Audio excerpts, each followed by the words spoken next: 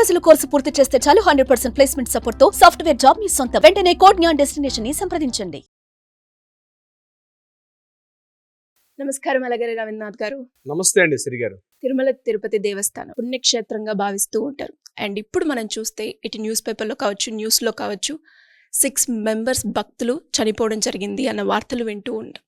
అసలు అది ఎందుకు జరిగింది సార్? అంటే ఎక్కడ మిస్టేక్ జరిగింది? ఆ మిస్టేక్ జరగకుండా ఉండాలి అంటే అధికారులు ఎలాంటి ప్రికాషన్స్ తీసుకోవాల్సిన అవసరం ఉందంటారు? తీవ్రమైన దుర్ఘటన, ప్రధానంగా భక్తులు చనిపోవడం అన్నటువంటి సంఘటన ఏదైతే ఉందో తిరుపతిలో అది కూడా వైకుంఠ ద్వార దర్శనం కోసం అని చెప్పి భక్తులు సంవత్సరం అంతా వెయిట్ చేస్తూ ఉంటారు. ఉత్తర ద్వార దర్శనం అన్నది జీవితంలో ఒక్కసారి ఆ ఉత్తర వాకిలి ద్వారా స్వామివారిని దర్శించుకుంటూ, మలయప్ప స్వామివారిని దర్శించుకుంటూ ఉత్తర వాకిలి ద్వారా వెలుపలకు వస్తూ ఆ అనుభూతి చెందడం అనేటువంటి ఏదైతే ఉందో తరతరాలుగా మన తాత ముత్తాతల నుంచి కూడా ఆ స్వామివారిని వైకుంఠ ఏకాదశి ద్వాదశి రోజుల్లో ప్రధానంగా ఫస్ట్ ఏదైతే స్వామి యొక్క తలుపులు తెరుస్తారో ఉత్తర వాకిలి గుండా స్వామివారి దర్శనం చేసుకుంటూ రావాలని చెప్పి ఏదైతే కోరికతో భక్తులు చేరుకున్నారో, కానీ ప్రభుత్వం చేసిన చిన్న నిర్లక్ష్యం, చిన్న తప్పిదం వల్ల ఈరోజు నిష్కారణంగా 6 ప్రాణాలు పోయాయి.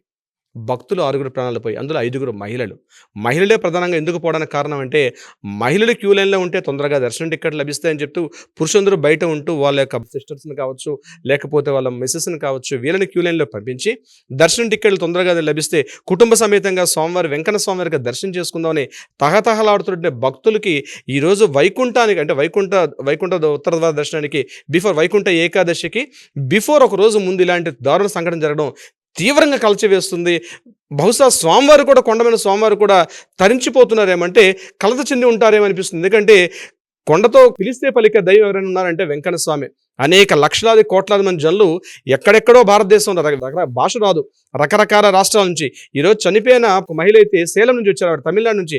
ఎక్కడ సేలం, ఎక్కడ తమిళనాడు, ఎక్కడ ఉండే ప్రాంతం, ఇంకొకరు మహారాష్ట్ర చెందిన వీళ్ళందరూ కూడా అక్కడ చేరి టోకెన్లు తీసుకోవాలంటే ప్రభుత్వం చేసిన చిన్న తప్పిదం ఏంటంటే, ఇంత టెక్నాలజీ సాంకేతికత డెవలప్ అయినటువంటి ఇటువంటి యుగంలో కూడా మీరు ఫిజికల్ టికెట్లు తీసుకుంటేనే మీకు స్వామివారి దర్శనం అవుతుంది. ఇంతకుముందు సిస్టమ్ ఎలా ఉండేది, ఎవరైనా సరే దర్శనానికి లైన్లో వస్తే దర్శనానికి ఏర్పాటు చేసేవారు. కానీ నిన్న టీటీడీ ఒక స్టేట్మెంట్ ఇవ్వడం జరిగింది. సోషల్ మీడియాలో విపరీతంగా ట్రోల్ అయిన విషయం ఏంటంటే, టోకెన్ ఉన్న వాళ్ళకి మాత్రమే స్వామివారి ఉత్తర ద్వార దర్శనం అవుతుంది. వైకుంఠ ఏకాదశి మొదలుకొని 10 రోజుల పాటు మేము పెట్టాం. ఈ 10 రోజుల్లో భాగంగా ఈ 10, 11, 12 అంటే శుక్ర, శని, ఆదివారాల్లో మాత్రం ఓన్లీ టోకెన్ ఉన్న వాళ్ళకి మాత్రమే దర్శనం ఉంటుంది. మిగిలిన 7 రోజులు మాత్రం ఓపెన్గా ఉంటే ఎవరైనా రావచ్చు అని చెప్తూ, అయితే మనం ఈరోజు ఈ యొక్క టీటీడీలో ఈ 7 డేస్ అంటే యాక్చువల్గా చూడాల్సింది ఎప్పుడు, ఏకాదశి, ద్వాదశి, త్రయోదశి. ఏకాదశి, ద్వాదశి ఇంపార్టెంట్. ఏకాదశి, ద్వాదశిలో 2 రోజులు తలుపులు తెచ్చేవారు పూర్వకాలం, మన తాతల కాలంలో. తర్వాత ఏమైంది, ఏకాదశి, ద్వాదశి, త్రయోదశి నడుగు తలుపులు తెచ్చారు. కానీ గత ప్రభుత్వాలు ఏం చేశాయంటే, భక్తుల రద్దీని దృష్టిలో పెట్టుకొని, ఎందుకంటే ఇక్కడ ప్రజలందరూ కూడా గుర్తు పెట్టుకోవాల్సిన విషయం ఏంటంటే, స్వామి ఎవరైతే తిరుమల కొండ మీద ఉన్నారో ఆయన నిత్య ఉత్తరాభిముఖుడే ఉంటాడు స్వామి. మిగిలిన దేవాలయాలు తూర్పుకు అభిముఖంగా ఉంటాయి లేదా పశ్చిమాభిముఖంగా ఉంటాయి. కానీ తిరుమల క్షేత్రం ఏదైతే ఉందో, తిరుమల క్షేత్రం నిత్య ఉత్తరాభిముఖుడే ఉంటాడు. అంటే నిత్యం కూడా అక్కడ ముక్కోటి దేవతలు వస్తూ ఉంటారు, నిత్యం కూడా స్వామి అక్కడ ఉత్తరాభిముఖంగానే మనకు దర్శనమిస్తారు. అయినప్పటికీ కూడా గర్భగుడిలో ప్రవేశించేటప్పుడు, గర్భగుడికి పక్కన వెలుపలగా వచ్చేటప్పుడు ఒక ప్రాకారం ఉంటుంది. స్వామి యొక్క గర్భగుడికి వెనుక వైపు నుంచి మరొక ద్వారం ఉంటుంది.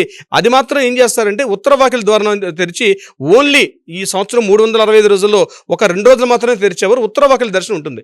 ఆ రోజు స్వామివారు మలయప్ప స్వామిని, శ్రీదేవి భూదేవి సమేతమైన స్వామివారిని అటువైపు నుంచి పల్లకిగా సేవ తీసుకొని ఉత్తరాభిముఖంగా తీసుకొచ్చి ఉత్తరాభిముఖంగా స్వామివారు అక్కడ సేవింపు చేస్తారు. దీనిలో భాగంగా ఆ ఉత్తర వాకిలి అంటే స్వామివారు వెళ్తున్న పల్లకితో పాటు భక్తులందరూ కూడా వెళ్ళడం. అంటే మన అనాదిగా మన పురాణాలు ఏం చెప్తాయి, విష్ణు పురాణం, ఈ పురాణాలు ఏం చెప్తాయంటే, ఆ ముఖ్యంగా ముక్కోటి దేవత అందరూ కూడా ఇదే రోజున దర్శించుంటారు కాబట్టి దీన్ని ముక్కోటి ఏకాదశి అంటారు. సో ఆ ఉత్తర వాకిలి దర్శనం ఉంది ప్రధానమైన ఇంపార్టెంట్. ఆ ఉత్తర వాకిలి 10 రోజుల పాటు మేము తెరుస్తామని చెప్పి గత ప్రభుత్వాలు చెప్పడం జరిగింది. ఆ ఆనవాయితీని మేము కూడా కొనసాగింపుగా 10 రోజుల పాటు దర్శనాలు ఉంటాయని చెప్తూ టీటీడీ పాలనా యంత్రాంగం కూడా ఒక ప్రెస్ నోట్ రిలీజ్ చేశారు. అయితే 10, 11, 12 ఏకాదశి, ద్వాదశి, త్రయోదశిలో మాత్రం ఇంపార్టెంట్ అయిన 3 డేస్ మాత్రం టోకెన్స్ ఉన్న వాళ్ళకి మాత్రమే దర్శనాలు ఉంటాయి, మిగిలిన వాళ్ళకి దర్శనం కొండపైనకి అవకాశం లేదు అని గట్టిగా ఖరాఖండిగా చెప్పడం.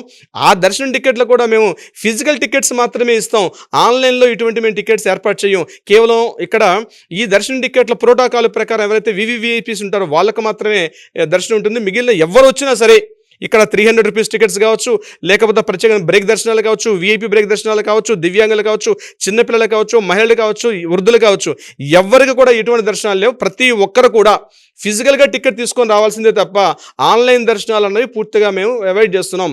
ఈ ఓన్లీ ప్రోటోకాల్ అంటే ఓన్లీ మినిస్టర్లు, విఐపీలు, పొలిటీషియన్స్ లేకపోతే సెలబ్రిటీస్ తప్ప మిగిలిన సామాన్య భక్తులకి దర్శనం ఖచ్చితంగా టోకెన్ తీసుకొని రావాలి. ఇది ఎప్పుడైతే చెప్పారో దీనికోసం ప్రభుత్వం ఏం చెప్తుందంటే, పాలన యంత్రాంగంలో ఏం చెప్పారంటే, మేము తిరుపతి కిందన 90 సెంటర్లు అంటే 8 సెంటర్లో 90 కౌంటర్స్ ఏర్పాటు చేసాం. ఈ 90 కౌంటర్ల ద్వారా 1,20,000 టికెట్లు 1,20,000 టికెట్స్ ఈ 3 డేస్కి ఇస్తాం. కొండపైన మాత్రం ఒక కౌంటర్ ఏర్పాటు చేస్తుంటాం. అక్కడ మాత్రం ఓన్లీ వివిఐపీస్ ఉంటే తప్పించి సాధారణ భక్తులు అందరూ కూడా కొండ కిందనే టికెట్ తీసుకొని, మీరు ప్రభుత్వం అది కూడా ఏంటి ఆర్టీసీ బస్సులోనే రావాలి, మీ వెహికల్స్లో రావాలి తప్పించి 2 వీలర్స్ అని అలౌ చేయకుండా కంప్లీట్గా ఇట్లా రావాలని చెప్పి కొన్ని కఠినటువంటి నియమ నిబంధనలు తీసుకోవడం జరిగింది. అందులో భాగంగా ఈరోజు ఈ 8 సెంటర్లో ప్రధానంగా రైల్వే స్టేషన్కి ఆపోజిట్గా ఉన్నటువంటి విష్ణువాసంలోను, అదేవిధంగా బస్టాండ్కి ఆపోజిట్గా ఉన్న శ్రీనివాసంలోను, ఇది కాకుండా బైరాగి పట్టడం అని చెప్పి ఆ ప్రాంతంలో ఉన్నటువంటి అక్కడ రామానాయుడు స్కూల్ అని చెప్పి అక్కడ ఏర్పాటు చేసిన కేంద్రం తీవ్రమైనటువంటి తొక్కిసలాటకు గురైంది. ఇక్కడ తొక్కిసలాటకు ప్రధాన కారణం ఏమిటి అంటే, అక్కడ కౌంటర్స్ ఏర్పాటు చేసినప్పుడు ఏదైతే ఉందో క్యూ లైన్లోకి వెళ్ళే లైన్లో కాకుండా క్యూ లైన్స్ కన్నా బిఫోర్, అంటే ఊహించిన దానికన్నా భక్తులు అధిక సంఖ్యలో గుమిగూడారు. ఎక్కడ వీళ్ళందరూ కూడా ఆ ఎదురుగా అంటే క్యూ లైన్లోకి అలౌ చేయకుండా నిన్న మార్నింగ్ 8వ తేదీ ఉదయం 10 గంటలకి 9 గంటలకి లక్షలాదిగా వేలాదిగా తండోపతండాలుగా భక్తులు సమీకరణ జరుగుతుంది. వీళ్ళందరూ కూడా క్యూ లైన్స్కి వెళ్ళకుండా నిలుపుదల చేశారు. ఏం చేశారు, నిలుపుదల చేసి ఎదురుగున్న పార్కుల్లోకి వచ్చిన జనం మొత్తం కూడా ఒక చోట స్టోరేజ్ అయిపోయారు. కంప్లీట్గా ఒక స్టోర్ అయిపోయారు. వచ్చిన వాళ్ళని వచ్చినట్టుగా క్యూ లైన్లో పంపించి ఉంటుంది వేరే విషయం. లైన్లో వెయిట్ చేసేవారు. అక్కడ ఇదంతా అలవాటే. మనం తిరుమల కొండలు వెళ్ళామంటే రోజుల కొద్దీ వెయిట్ చేసుకుంటే ఉన్నాం. ఆ తలగడలో లేకపోతే చేతి బేగ అక్కడ అడ్డం పెట్టుకుంటూ మనం అక్కడ గంటల కొద్దీ వెయిట్ చేసుకునే రోజులు ఉన్నాయి. కానీ ప్రభుత్వం ఇక్కడ చేసిన విషయం ఏంటంటే, డైరెక్ట్గా క్యూ లైన్స్కి అలౌ చేయకుండా ముందుగా ఉన్న పార్కులో క్యూ లైన్ల కన్నా ముందే ఆపేసి 300 మీటర్లు 200 మీటర్ల ముందర ఆపేసి ఆ పార్కులుగా జనందరినీ డంపింగ్ చేసి అక్కడ ఉన్నటువంటి జనందరినీ పూర్తిగా క్రౌడ్ ఫిల్ అవుట్. అంటే ఇది ఇప్పుడు కాదు, మొదటి నుంచి కూడా అలవాటే. తిరుమలలో కొండపైన కూడా ఇదే సిస్టమ్. వాళ్ళకి వస్తున్న వాళ్ళని వచ్చినట్టుగా లైన్లో పంపించకుండా బాక్సులు ఏర్పాటు చేసి ఒక్కొక్క రూమ్ కంపార్ట్మెంట్స్లో జనాల్ని అక్కడ ఒక 500 మందిని 600 మందిని 1000 మందిని ఒక్కొక్క కంపార్ట్మెంట్లో పెట్టి అక్కడ పూర్తిగా జైలు మాదిరిగా అందులో గంటల కొద్దీ అక్కడ వెయిట్ చేసి మనిషికి పూర్తిగా భక్తి మీద వచ్చేవాడికి దైవం మీద ఇంట్రెస్ట్ పోయి పూర్తిగా నిస్సత్తు వచ్చి, ముఖ్యంగా డయాబెటిక్ పేషెంట్స్, బీపీ పేషెంట్స్ ఇట్లాంటి వాళ్ళు ఉంటే, ఎందుకు వచ్చావురా భగవంతుడా మాకు దర్శనం వద్దని చెప్పినట్టుగా అంత విరక్తి కలిగించేట్టుగా ప్రభుత్వ యంత్రాంగాలు చేసినటువంటి ఈ పాలన అవగాహన రాహిత్యం. దీంతో ఏం చేశారు వీళ్ళు, ఇక్కడ ఈ పార్కుల బయట ఒక్కసారి స్టోర్ ఎక్కువైపోయారు. అంటే ఉండాల్సిన సంఖ్య కన్నా కొన్ని వేల మంది, లక్షల మంది ఆ పార్కులు ఎప్పుడైతే ఫుల్ అయిపోతున్నారో అప్పుడు బుద్ధి వచ్చింది మన అధికార సిబ్బందికి. ఏం చేశారు, ఒక్కసారి వాళ్ళు చెప్తున్న ఇన్ఫర్మేషన్ ఏంటంటే, అందులో ఒక మహిళకి ఆమె హెల్త్ బాగోలేకపోవడం వల్ల మేము గేట్ ఓపెన్ చేసామని ఒక డిఎస్పీ గారు చెప్పడం, ముఖ్యంగా మన చైర్మన్ గారు కూడా చెప్పిన మాట స్టేట్మెంట్ కూడా ప్రెస్ మీట్ చెప్తున్నారు. అక్కడ గేట్ ఓపెన్ చేయడంతో, గేట్ ఎందుకు ఓపెన్ చేసాం, ఆ కౌంటర్లో ఉన్నటువంటి కౌంటర్లోకి వెళ్ళడానికి కోసం గేట్ ఓపెన్ చేశారని చెప్పి ఒక్కసారి స్టోర్గా ఉన్నటువంటి ఈ జనరద్దీ అంతా కూడా ఒక్కసారి గేటు మీద తొక్కిసలాటకు గురైంది. ఆ తొక్కిసలాటలో ఒకరి మీద ఒకరు పడిపోయారు. కింద పైన పడిపోతున్నది, ఎటు వెళ్తున్నామని తెలియట్లేదు. ఒక్కసారి ఒక రద్దీ ఒకేసారి అవడంతో మహిళలు అక్కడ కింద పడిపోతే వాళ్ళని తొక్కుకుంటూ పరిగెత్తుకుంటూ ఆ క్యూ లైన్లోకి జనాలు పరిగెత్తుకుంటూ వెళ్ళిపోయారు. ఇది జరిగిన సంఘటన. ఇందులో భాగంగా ఎప్పుడైతే జనం ఒకరి మీద ఒకరు తొక్కుకుంటూ తోసుకుంటూ ముందుకు వెళ్ళిపోయారు, అక్కడ పట్టించుకోలేదు, ఎవరున్నారు ఎవరిని తొక్కుకున్నాం కూడా పట్టించుకోలేదు. వీళ్ళందరూ క్యూ లైన్లోకి వెళ్ళారు. తర్వాత చూసేసరికి ఎక్కడ పడితే అక్కడ అపస్మారక స్థితిలో చాలా మంది దేహాలు అలా పడి ఉన్నాయి. అక్కడ అందులో ఈ దేహాలను తీసుకొని పోనీ అంబులెన్స్లోకి వెళ్దామంటే అక్కడ బొమ్మల్లాగా ఒక టాయ్ బొమ్మల్లాగా అంబులెన్స్ ఉన్నాయి. అందులో డ్రైవర్లు మాత్రం లేరు. వాళ్ళు కూడా చూడడానికంటే ఇటు వచ్చేసారు. అక్కడ సమయానికి సరైన వైద్య సదుపాయం కూడా వాళ్ళకి అందలే. ఇది నేను చెప్పిన మాట కాదు, ప్రత్యక్ష సాక్షులు అక్కడ చెప్తున్న విషయం అదే. బయటకు వచ్చి ఈ బాడీస్ని ఎవరైతే ఈ చనిపెట్టి ఆ స్పృహకోలు పెట్టి ఈ స్త్రీలని పిల్లల్ని తీసుకెళ్దామంటే అక్కడ తీసుకెళ్తే అంబులెన్స్ పంపిస్తున్నారు, కానీ డ్రైవర్లు మాత్రం ఎక్కడెక్కడ తిరుగుతున్నారు. ఫోన్లు చేస్తే ఫోన్లు పనిచేయట్లే. వీళ్ళు పెట్టిన వెంటనే తీసుకొచ్చుంటే బహుశా ఈ 6 బతికేవారని చెప్పి వైద్య సిబ్బందికి చెప్తున్నట్టుగా భక్తులు అక్కడ మాట్లాడుతున్నారు ఆ విషయాన్ని. వీళ్ళని తర్వాత ఒక 10 నిమిషాలకు అర్ధగంటకు వీళ్ళని తీసుకొని కొంతమందిని రుయా హాస్పిటల్కి, కొంతమందిని స్విమ్స్ హాస్పిటల్ తీసుకెళ్లారు. ఈ మొత్తం 40 మంది టోటల్గా తీవ్రంగా గాయపడ్డారు. చిన్న చిన్న గాయాలు పడిన వాళ్ళు కొన్ని 100 మంది ఉంటే, కాస్త తీవ్ర గాయాలు పాలైన వాళ్ళు ఒక 40 మందిగా అధికార లెక్కలు చెప్తున్నారు. ఈ 40 మందిని తీసుకెళ్లి ఒక 24 మందిని స్విమ్స్ హాస్పిటల్లో, మిగిలిన ఒక 16 మందిని తీసుకుపోయి రుయా హాస్పిటల్లో జాయిన్ చేశారు. వీళ్ళకి సరైన వైద్య సదుపాయం అందించినప్పుడు ఈ దారి మార్గమధ్యం చనిపోయినటువంటి వాళ్ళకి 2 చనిపోతే మిగిలిన 4 కూడా, అందులో 5 మహిళలు, 1 మాత్రమే పురుషుడు. వీళ్ళందరూ అందరూ కూడా రుయ్ హాస్పిటల్లో ఒక 4, ఇక్కడ 2, టోటల్గా 6 చనిపోయినట్టుగా అధికారికంగా మనకి ఈ క్షణానికి అందుతున్నటువంటి లెక్కలు. అయితే ఇందులో భాగంగా జరిగిన సంఘటన జరిగిన తర్వాత ఈ మిగిలిన ఈ 34 మంది, ఈ అవుట్ ఆఫ్ 40లో ఉన్నటువంటి 6 మెంబర్స్ని తీయగా మిగిలిన 34 మంది తీవ్రంగా ఉన్నటువంటి పరిస్థితులు, విషమ పరిస్థితులు ఉన్నాయి. బట్ వాళ్ళకి హెల్త్ కండిషన్ బాగుందని అక్కడికి వచ్చినటువంటి ఈవో గారు చెప్పడం కూడా జరిగింది. సంఘటన జరిగింది ఇదే సిచ్యువేషన్ యాజ్ ఈజ్గా విష్ణువాసంలో కూడా జరిగింది. బట్ భగవంతుడి దయ వల్ల ఈరోజు అక్కడ ఉన్న వాళ్ళకి పెద్ద చిన్న గాయాలు తెప్పించి, పెద్ద తొక్కిసలాట్లో ప్రాణాపాయం తప్పించుకున్నారు. గాయాలు, తొక్కిసలాట్లు అంటే రద్దీ, ఒక ప్యానిక్ సిచ్యువేషన్కి వెళ్ళిపోతారు. బహుశా మాకు టికెట్ దొరకదేమో, బహుశా మాకు సోమవారం దర్శనం అవదని చెప్పి ఒక ప్యానిక్ మూడ్లోకి భక్తులు వెళ్ళిపోతారు. ఎందుకంటే చనిపోయిన ఒక వ్యక్తి అయితే సేలం నుంచి వచ్చారు. ఇక్కడ సౌత్ తమిళనాడు ఆ ప్రాంతం నుంచి భక్తులు కొన్ని రోజుల ముందుగా వచ్చి అన్నపానీయాలు లేకుండా మార్నింగ్ ఉదయం 7 గంటల 8 గంటల నుంచి కూడా ఆ పార్కులో ఆ ఎండగెండుతో సరైన సదుపాయాలు లేకుండా ఈ ఈవినింగ్ 4:30 5 గంటల వరకు సరైన సదుపాయం లేకపోతే 5 గంటలకి అది కూడా భక్తుల యొక్క ఆక్రందనలు తట్టుకోలేక అప్పుడు కొంతమంది మిల్క్ ఫుడ్ ఇచ్చినట్టుగా భక్తులు చెప్తున్నటువంటి ఇన్ఫర్మేషన్. అంటే ఇది యథార్థంగా జరిగిన సంఘటనగా మనకు తెలుస్తుంది. అంటే బహుశా చరిత్రలో ఎప్పుడూ కనివిని ఎరిగినటువంటి ఒక స్టాంపేజ్, ఒక దుమ్మి, ఒక తొక్కిసలాట్లో ఇంతమంది చనిపోవడం అన్నది బహుశా ఎవ్వరం కూడా డైజెస్ట్ చేసుకోలేకపోతున్నాం. అది కాకుండా ఒక పర్వదినం, అదే 2 రోజుల్లోనే, ఒక రోజులోనే మనకి పర్వదినం ఉంది. రేపు 2 రోజుల్లో వైకుంఠ ఏకాదశి అంటే ఒక దివ్యమైన పర్వదినం. ఇటువంటి సందర్భంలో ఇటువంటి సంఘటన జరగడం ముఖ్యంగా తిరుపతి వాసులకి, యావత్ ఆంధ్రదేశానికి, ఉభయ రాష్ట్రాల్లో ప్రతి ఒక్కరు కూడా వెంకన్న భక్తుడిగా చెప్పుకున్న ప్రతి ఒక్కరి హృదయాన్ని కూడా కలిచివేస్తుంది.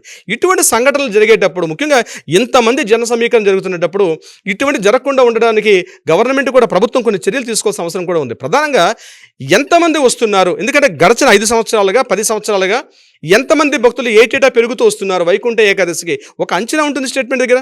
ఆ స్టేట్మెంట్ ప్రకారం ఇంతమంది సిబ్బంది అవసరం, ఇంతమంది వైద్య సిబ్బంది అవసరం, ఇంతమంది పోలీస్ సిబ్బంది అవసరం అని చెప్పి గవర్నమెంట్ స్ట్రాటజీస్ వేసుకోవడం. కానీ ఎంత దారుణం అంటే గడిచిన 5 రోజుల నుంచి కంటిన్యూ పొద్దున్న నుంచి సాయంత్రం వరకు ఈ టీటీగడ్ కొండపైన అనేక మీటింగ్స్ పెడుతున్నారు. ఇన్ని మీటింగ్స్ వల్ల ఏమైనా జరిగిందా?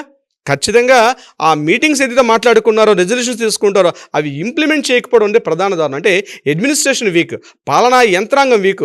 ఏదైతే అధికారులు మాట్లాడుకుంటున్నారో సమావేశ మందిరాల్లో ఏసీ రూమ్లో కూర్చొని, అది చిట్ట చివరిగా ఎవరైతే అక్కడ నిలబడి కంట్రోల్ చేస్తున్నటువంటి ఎవరైతే వ్యక్తి ఉన్నాడో ఆయనకి సరైన గైడ్లైన్స్ లేకపోవడం, అంటే సమన్వయ లోపం, అధికార యంత్రాంగ లోపం, అంటే పాలనా యంత్రాంగం ప్రాపర్గా ఒక కమ్యూనికేట్ చేయకపోవడం వల్ల అక్కడ నిలబడుతున్న సిబ్బందికి ఏం జరుగుతుందో, ఈ ఇతనున్న వ్యక్తికి అక్కడ గేట్లు తెరవబోతున్న ఆ వ్యక్తికి, కౌంటర్లో ఉన్న వ్యక్తులకి సరైన కమ్యూనికేషన్ లేకపోవడం, ఒక వ్యవస్థ లేకపోవడం. ఇంత టెక్నాలజీ వ్యవస్థలో కూడా ఇది నెంబర్ 1 పాయింట్గా చెప్పుకోవచ్చు. నెంబర్ 2 పాయింట్గా ప్రధానంగా చేసిన ఒక పెద్ద తప్పు ఏంటంటే, ఇంత టెక్నాలజీలో 1,20,000 టికెట్లు ఇస్తున్నామంటే దానికి 10 మంది వస్తారని తెలుసుగా. 10 మంది వచ్చేటప్పుడు ఈ యొక్క దుమ్మి, ఇంత వ్యవస్థ, ఇంతమంది సిబ్బంది, ఇంత టైం వేస్ట్ బదులు ఆన్లైన్ టికెట్స్ పెట్టుకుంటే బాగుంటుందని చెప్పి అనేక మంది నిపుణులు చెప్తున్నారు. అంటే టెక్నాలజీని వాడుకోకుండా 1,20,000 టికెట్లు మీరు ఓపెన్ చేయండి టికెట్స్. దాని తగ్గట్టుగా ఆ యొక్క టెక్నాలజీని, సాంకేతికత దాన్ని డెవలప్ చేసుకోవాల్సిన అవసరం ఉంది. ప్రతి వారి చేతిలో మొబైల్స్ ఉంది. ఆ మొబైల్ ద్వారా టికెట్లు ఎలా అందజేసే ప్రయత్నం బాగుంటుందో మీరు కూర్చొని ఆలోచించేస్తుంటే బాగుండేది. ఈరోజు ఈ డ్యామేజ్ డెఫినెట్గా జరగకుండా ఉండేది, ఖచ్చితంగా జరగకుండా ఉండేది సిరి గారు. ఇంకొకటి 3వది ఇంపార్టెంట్ అంటే, మహిళల్ని ప్రధానంగా ఇంపార్టెన్స్ చాలా తక్కువ అండి. కేవలం పత్రికలకి, ప్రకటనలకి, అక్కడ స్టేట్మెంట్స్, సైన్ బోర్డ్స్ తప్ప రియల్గా వస్తుంటే వృద్ధులకు కానీ, పిల్లలకి కానీ, చంటి పిల్లలతో వస్తుంటే మహిళలకి సరైనటువంటి వసతి సౌకర్యాలు లేవు, వాష్రూమ్స్ లేవండి. ప్రధానంగా చెప్పుకుంటే ఈరోజు అంతమంది దొమ్మిలో కొన్ని లక్షల మంది అమ్మాయిలు ఉంటే వాళ్ళకి సరైన, ఇప్పుడు మీరు ఒక సెంటర్ పెట్టారు. ఆ సెంటర్లో ఎంతమంది వస్తారో తెలుసు, ఈ సెంటర్లో ఎన్ని టికెట్స్ ఇష్యూ చేస్తారో ముందు మీ దగ్గర ఫార్మెట్ ఉంటుంది. ఈ ఫార్మెట్ ప్రకారం మహిళలు వస్తారని తెలుసు. మహిళలకు కావాల్సిన కనీస శుభ్రత, ఆ సౌకర్యాలు ఉన్నాయి అక్కడ ఏ సెంటర్లో కూడా లేవు. అప్పటికప్పుడు ఎమర్జెన్సీగా ఉన్న పెట్టుకొస్తారు. మహిళలు, పిల్లలు వచ్చేటప్పుడు వాళ్ళకి కావాల్సిన సిబ్బంది ఇవ్వాల్సింది ఆ సౌకర్యాల లేమి. ఇది ప్రధాన లోపం. వీటిని కానీ మనం కరెక్ట్ చేసుకోగలిగితే నెక్స్ట్ రాబోయే తరంలో ఇటువంటి ప్రాబ్లమ్స్ లేకుండా ఖచ్చితంగా స్వామివారికి భక్తితోటి, సామాన్యుడు మానవుడు తన చెంగుముడికి ముడుపు కట్టుకొని వస్తాడు. ఇంట్లో 7 వారాలు వ్రతం చేసుకునేటప్పుడు ముడుపు కట్టుకుంటాడు. ₹1 కాసే కావచ్చు, తన చేతులతో ఆ హుండీలో వేసుకుంటామని ఒక భావన ఉంటుంది. అది ఈరోజు కల్పించినప్పుడు మీరు ఎంతమంది కూర్చున్నా, ఏ అధికారులు కూర్చున్నా, ఏం చేసినా ఎటువంటి ఫలితం అయితే ఉండదు. సిరిగారు. ఎస్ సార్, మీరు చెప్పినట్టుగానే అంటే రీజన్స్, మిస్టేక్స్ మీరు చెప్పడం జరిగింది. దాని కనుక ఇప్పుడున్న అధికారులు ఎవరైతే ఉన్నారో తప్పు అనేది జరిగిపోయింది. బట్ అవి జరగకుండా ఉండడానికి ఎలాంటి ప్రికాషన్స్ తీసుకోవాలి, ఇలాంటివి జరగకుండా ఉండాలి అంటే మనం ఇంకెలా చేయాలి అన్నది కనుక వాళ్ళు ఒకసారి చూస్తే, ఒక్కసారి జరిగిన సంఘటనని, ప్రాణాలని మనం తీసుకురాలేం. కాబట్టి ఇలాంటివి జరగకుండా ఉండాలని మనస్ఫూర్తిగా కోరుకుంటున్నాను. Thank you sir, thank you so much. Thank you so much Siri గారు.